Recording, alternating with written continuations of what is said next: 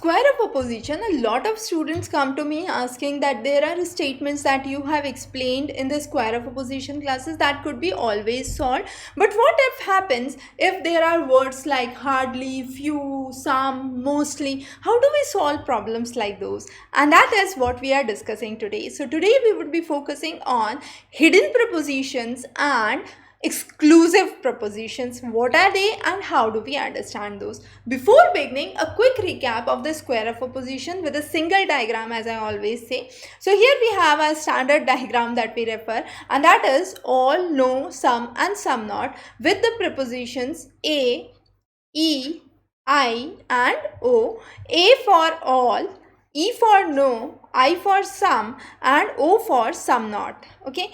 So these are the standard statements. Now if I say the statement all caps all red is green, and then I say no red is green. So if all red is green, all red is green, if that's the statement, I say this is true, then no red is green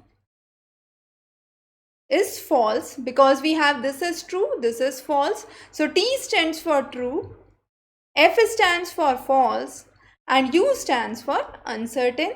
Let's take another example. If I say no cats are dogs, and then I say this is a true statement, I say, then I say some cats are dogs. So this becomes a false statement because these are contradictory. If this is true, this has to be false. And that's how we understand this square of opposition problem. So there is no doubt in the square of opposition section. You can refer that for our separate lectures that we have covered. But what comes in is when we have hidden prepositions. So we would be focusing on hidden prepositions for A, E, I and O one by one. So let's start with A. So for A, what would happen is we have replacement words, and these replacement words are each, every and any. Now all the positive prepositions, if they are beginning with each, any or every, would be counted as A preposition. That means they are talking about all. If I say each student of the class plays football, that is equivalent to all students play football.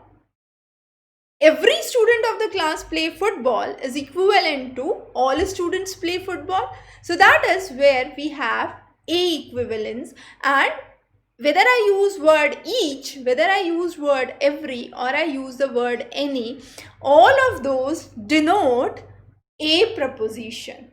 So very important concept that you must understand. A positive sentence would have a very definite representation, and these all are representations of a kind of complete set that is there for A. The next that we are trying to understand is the E preposition. Now under E preposition we have no one, none, not a single. So when I say no cats are dogs, in spite of that, if I say not a single cat is dog, no one cat is dog, or none of the cats is dog, all of those denote E only. So that is no. As clear as that. So if it is a negative sentence beginning with no one, none, not a single, that is equivalent to no, and it is a E type preposition that we have understood. So negative statement with a definite exception is there. Okay. Now coming on to the interesting ones, those are E and I. So I and O, A and E we have covered. So for I, let's understand, if there is a positive statement which starts with most, few, mostly, generally, almost, frequently, then it is a I type, that is some. Okay. Most cats are dog, that means some cats are dog. Okay. If it is a negative statement starting with few, seldom, hardly, scarcely, rarely, little, then it's a negative sentence. Then again it is some. So let's say I say few cats are not dogs. If this is the statement, that means some cats are dogs, and it is equivalent to the I preposition. Very important to understand. I repeat again, if it is a positive statement which has most, few, generally, almost, frequently, then it is a some statement. If it is a negative statement with few, seldom, hardly, scarcely, rarely, then again it is a some statement in the A, E, I and O. Okay, so this is where we understand the I type. Coming on to the next one is O. O stands for some not, and when I say O stands for some not, you would have the negative which would come with all, every, any, each, most, few, generally, almost and frequently. If there is a negative sentence associated to that, for example, if I say all men are not honest, that means some men are not honest, and therefore it is O, because O focuses on some not.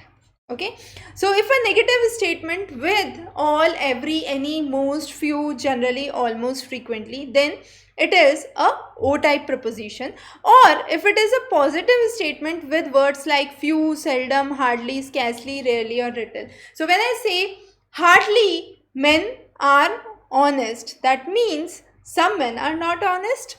Okay, when I say there are hardly few men which are honest, that means some men are not honest.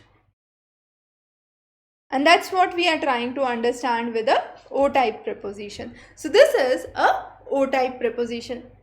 So hidden prepositions, the words, rather than being directly said as all, no, some and some not, you have a difference in the language that is being pinpointed, and that is very important to understand. Now besides this, you have exclusive prepositions. What does it mean? If I use words like only, alone, none but, none else but, that means it is an exclusive preposition. Only brave men. So let's say I put a statement, only brave men are pilots. What does this mean? I can replace this statement with all pilots are brave men. Because only brave men can be pilot, that means whoever is pilot is a brave man, and therefore I can say all pilots are brave men. And that is an example of exclusivity, and therefore it is known as exclusive preposition. Now these prepositions can always be reduced to A, E and I forms and not the O forms. That's the most important thing. So whenever there is a preposition like these that are being used, the words like these that are being used for prepositions, then they can be reduced or simplified to A type, E type or I type prepositions. So this is where we try to understand the concept of understanding that there has to be exclusivity associated with it. Another way we can interpret this statement is, when I say all brave men are pilots, that means only brave men are pilots, that means none of the coward members would be pilot. And when I say none of the coward members are pilot, that means all the pilots that are there have to be brave. So there is another way of interpreting it. So only, alone, not but, none else but brings in exclusiveness in the content, and therefore they are known as exclusive prepositions. So what we have understood today is, whenever you have questions on square of opposition where you have words like hardly, few, seldom, mostly, only, alone, in those cases what would you do? So here was a quick understanding of extracting what kind of preposition would exactly match and fit into the context. And there is where we understand hidden prepositions and exclusive prepositions. But I repeat again, to get a very clear insight about this, you must cover our previous lectures on square of opposition fundamentals, the 3 lectures that have been covered, to understand this lecture in depth and thoroughly, and then go forward and practice your questions. While practicing, if you have any questions, any doubts, any confusions, feel free to either post those in the comment section or email it to us at admin@examrace.com, and we'll be more than happy to resolve your queries and doubt. In case the query requires in-depth understanding, we would prefer to take a class again and explain the same concept to you. Have a wonderful day ahead.